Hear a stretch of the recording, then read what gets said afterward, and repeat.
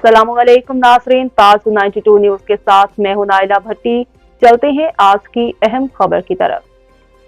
खबर शामिल करेंगे कराची से। कराची मलीर कौमी शाहराह के करीब रज़ाकाबाद में सीवरेज का गंदा पानी मेन बाजार समेत मुख्तलिफ इलाकों में फैल गया है, जिसकी वजह से इलाके मकीन शदीद मुश्किलात का शिकार हो गए हैं। इस सिलसिले में रज़ाकाबाद के सियासी समाजी रहनुमाओं फैज़ हसबानी, भोरा लाल, इकबाल कलमती व दीगर सहाफ़ियों ने गुफ्तगू करते हुए कहा कि रज़ाकाबाद के मेन बाजार समेत कई इलाके सीवरेज के गंदे पानी में डूबे हुए हैं। उन्होंने कहा कि काफ़ी अरसे से रज़ाकाबाद में तरक्याती काम न होने की वजह से रज़ाकाबाद के मेन रोड, मेन बाजार समेत गलियां सीवरेज के गंदे पानी में डूब गई हैं।